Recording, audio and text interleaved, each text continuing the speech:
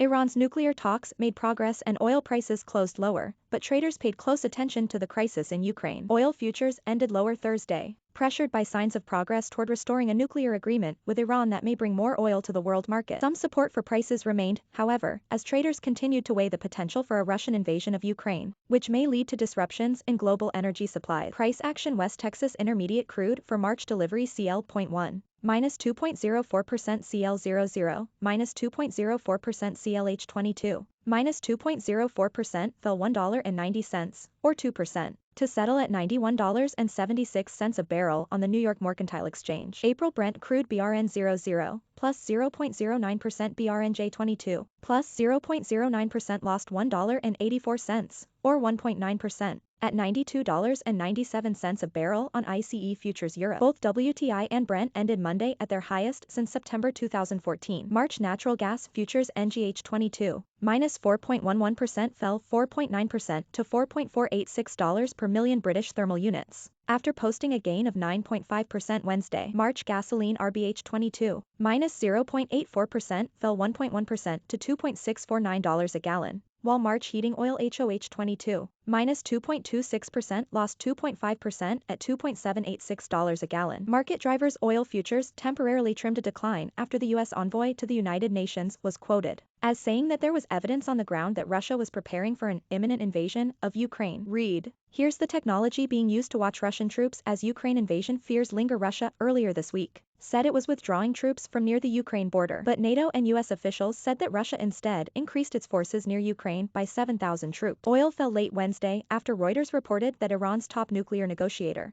Ali Bagheri Khani, tweeted that after weeks of intensive talks, we are closer than ever to an agreement.